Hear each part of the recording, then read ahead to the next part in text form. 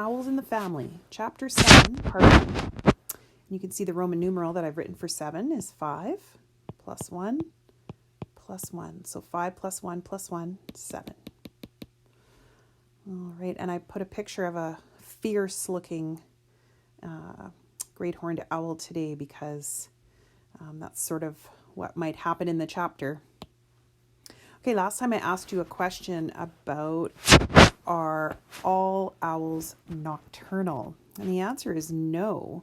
So nocturnal means that they hunt at night. Diurnal means they hunt during the day. And then we're going to talk about another word yet that describes when owls can hunt. Now, there is a lot of information on Wikipedia and other sites about owls, and lots of this information does not agree. So you can read one site where it says great horned owls are nocturnal, and then you go on another website and it says great horned owls are diurnal. And then you go on another website and it says something different.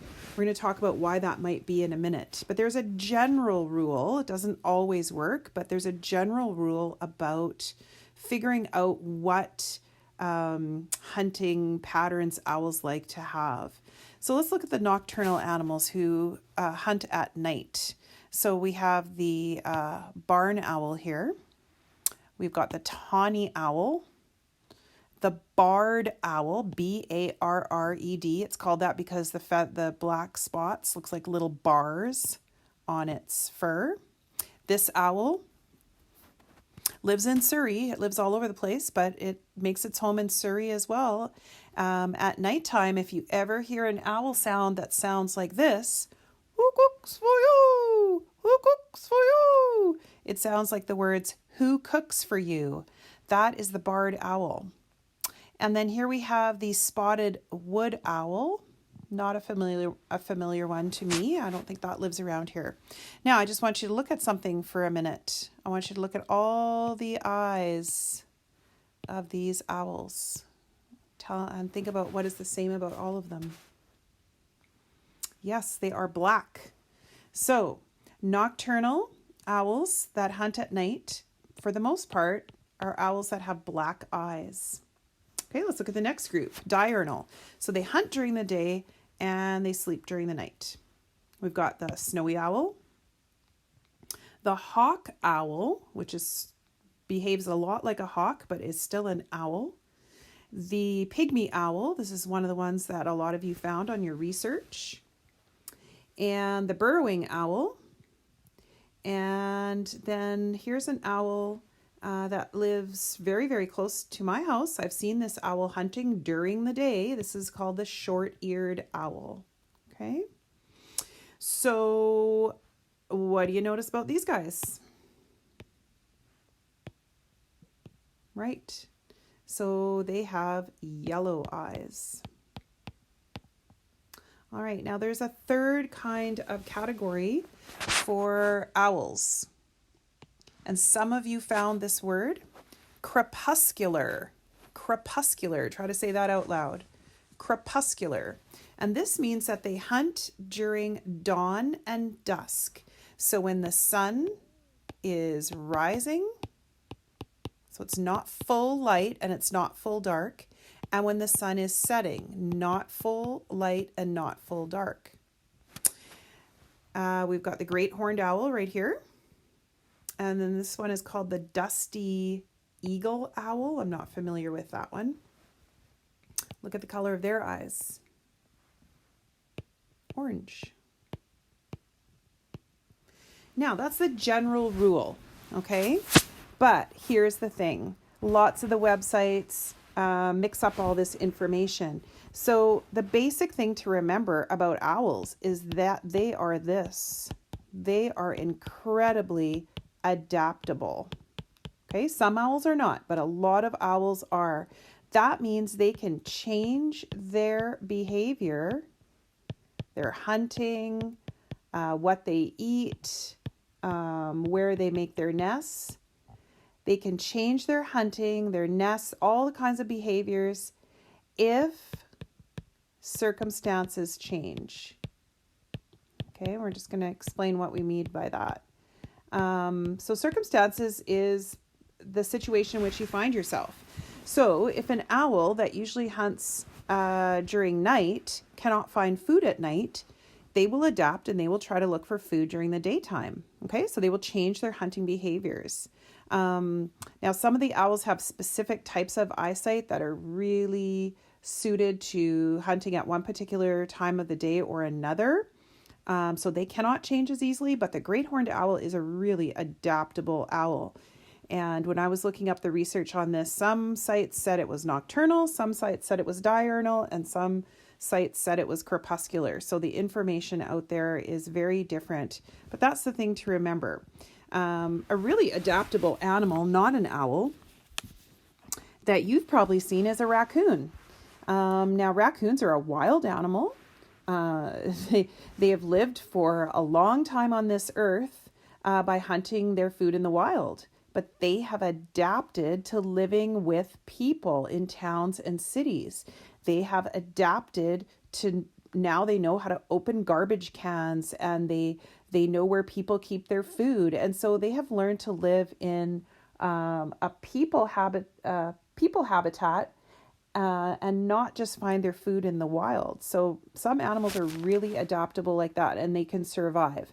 Owls that are not animals that are not adaptable, they cannot change. When things happen, like their habitat gets taken away, then if they cannot change their behaviors, they become endangered and eventually extinct. Okay? So thankfully, lots of our owls can change. When the owls first came to live with us, Mutt didn't think much of them. He was jealous of all my pets. He was particularly jealous of my owls because they took up so much of my time. Remember, we talked about animals having emotions, and dogs can definitely be jealous. He never did get on very well with Wool, but after a few weeks, he got so he could tolerate Weeps. That means put up with him. I think this was because Weeps was so helpless, and because Mutt had to defend him from other dogs and from the neighborhood cats. And of course, Weeps got very fond of Mutt, knowing he could depend on the old boy to protect him. Whenever Weeps was let out of his cage, he would start searching around for Mutt. Once he spotted him, Weeps would give a little whoop of relief and go scuttling over to his protector's side. If Mutt was lying down, Weeps would snuggle in between his paws. Sometimes he would get so close that his horn feathers would tickle Mutt's nose, and then Mutt would sneeze and almost blow Weeps over backward. That's funny to think about. If Weeps got to be too much of a nuisance, Mutt would try to hide from him under the garage. But that wasn't much use. Weeps would squeeze under the garage too. He hated to let Mutt get out of his sight for even a minute. Mutt's relations with Wool were another story.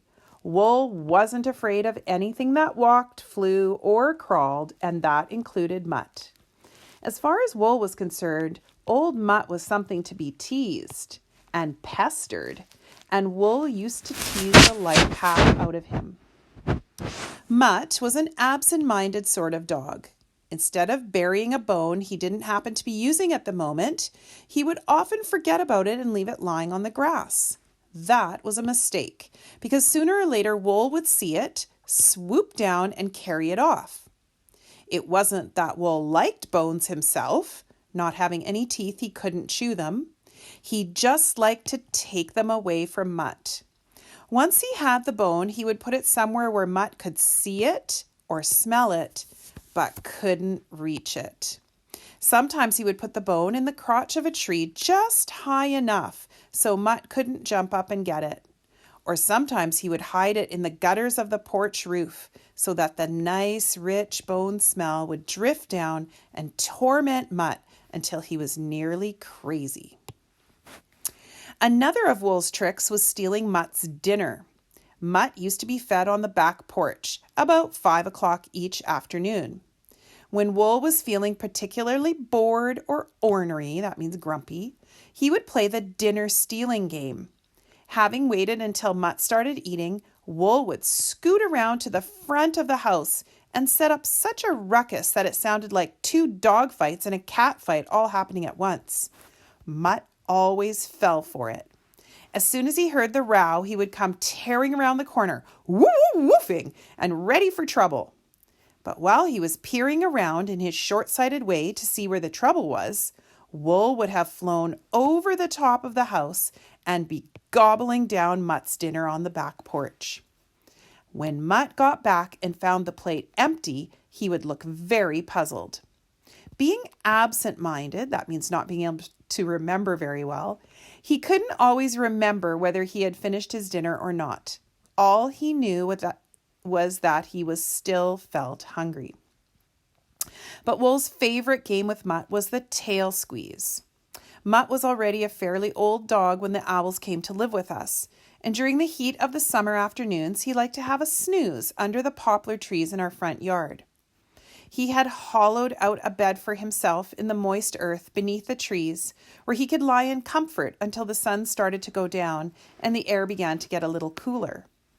Wool, on the other hand, never seemed to sleep at all, although according to the bird books, horned owls are supposed to sleep all day and hunt all night. Okay, so again, that bird book says that great horned owls are nocturnal, and we know they can be, but they don't have to be. Perhaps because Wool had never read those books, he was just as active in the daytime as at night, and maybe more so. On summer days when I was away somewhere and there were no kids around to play with, Wool would get bored. That was usually when he would play the tail squeeze game. After first making sure Mutt was really fast asleep, Wool would begin to stalk the old dog the way a cat will stalk a bird. He always did it on foot. I think he felt it wouldn't be playing fair to use his wings. Starting from the front porch, Wool would sneak across the lawn, moving so slowly and carefully he hardly seemed to move at all. If Mutt happened to raise his head, he would see Wool standing stock still on the grass and staring innocently up at the sky as if he were wondering whether it was going to rain. After a long, suspicious look at Wool, Mutt's eyelids would begin to droop, his head would sag, and soon he would be fast asleep again. He snored too, and as soon as the snores started, Wool would continue his slow and careful approach. Sometimes it took Wool an hour or more to cross the lawn, but he did it so quietly and cautiously that Mutt never really had a chance. When he had sneaked up close enough, Wool would raise one big foot and very, very gently lower it over the end of Mutt's long and bushy tail. Then Wool would let out a piercing scream, and at the same moment, he would give the tail a good hard squeeze. Poor Mutt would leap straight into the air, yelping with surprise and pain. By the time he got his bearings and was ready to take a bite out of Wool, the owl would have flown to the limb of a nearby tree, from which he would peer down at Mutt, as much as to say, "Good heavens, what a terrible nightmare you must have been having." Mutt would roar and froth around the tree, daring Wool to come down and fight like a dog.